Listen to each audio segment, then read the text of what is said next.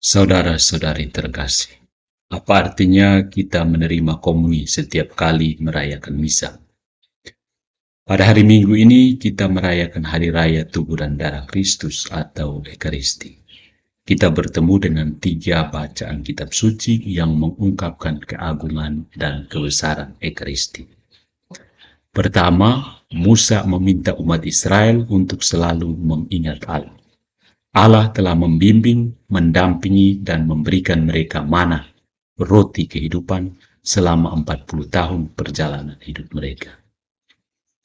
Kedua, Paulus berbicara kepada umat di Korintus yang mengalami perpecahan. Perpecahan ini disebut penyakit dalam satu tubuh. Mereka tidak bersatu seperti anggota-anggota tubuh yang satu. Padahal hanya ada satu tubuh mistik, yaitu Kristus, dan mereka semua adalah anggota-anggotanya. Mereka tidak memperhatikan dan membantu sesama yang miskin, tidak mengobati dan menyembuhkan yang sakit.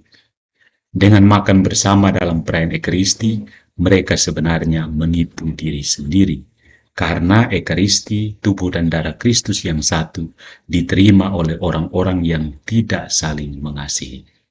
Paulus menegaskan, karena roti itu hanya satu, kita sekalipun banyak adalah satu tubuh, karena kita semua mendapat bagian dalam roti yang satu.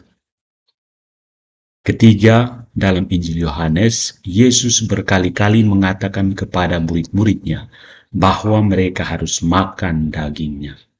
Yesus mau menegaskan bahwa Allah masuk ke dalam diri dan hidup kita melalui dirinya sendiri.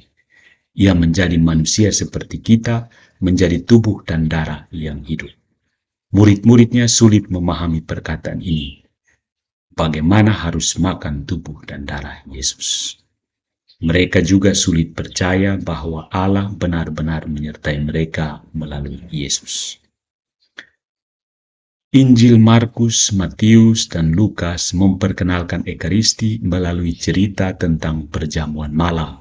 Perjamuan yang diadakan Yesus sebelum sengsara dan wafatnya di salib. Tetapi Injil Yohanes tidak langsung membahas tentang perjamuan malam.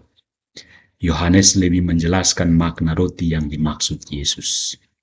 Beberapa kali Yesus memperbanyak roti dan membaginya kepada orang banyak. Tetapi pemahaman orang banyak itu terbatas.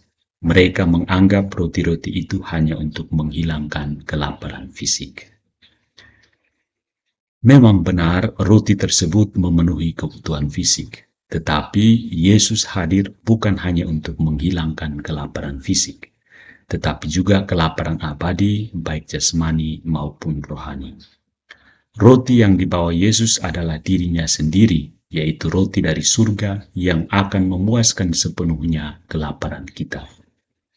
Roti yang diberikan oleh Yesus berbeda dengan roti yang diberikan oleh Musa kepada bangsa Israel saat mereka berada di padang gurun. Roti atau mana yang diberikan hanya bersifat sementara, tetapi roti yang diberikan Yesus adalah dirinya sendiri. Aku adalah roti yang turun dari surga. Kita bisa paham dengan perkataan Yesus itu kalau kita benar-benar mendengarkan dan menerimanya sebagai firman Allah. Firman Allah terutama kita dengarkan dalam perayaan liturgis seperti Misa Kudus atau perayaan Ekaristi. Perayaan Ekaristi selalu dimulai dengan perayaan firman Allah. Ada 2 bentuk komuni, komuni firman dan komuni roti. Kedua komuni tersebut tidak dapat dipisahkan. Tidak ada gunanya hanya menerima salah satunya. Untuk menerima Ekaristi, yaitu tubuh dan darah Kristus, kita perlu mempersiapkan diri. Dan persiapan tersebut kita peroleh melalui perayaan firman sebagai komuni firman. Kita harus siap dengan hati yang penuh kasih, bukan hati yang penuh dendam, iri hati, kemarahan, atau kepalsuan. Ekaristi Kristus hadir sebagai roti bagi orang-orang yang miskin dan yang benar-benar membutuhkan. Ekaristi bukan bagi mereka yang merasa tidak membutuhkan dan merasa telah cukup dengan segala sesuatu. Keinginan untuk menerima Ekaristi harus disertai dengan keinginan untuk ikut menciptakan kehidupan masyarakat yang lebih adil. Menerima Ekaristi berarti menerima Kristus, tubuh dan darahnya yang membagikan dirinya kepada kita.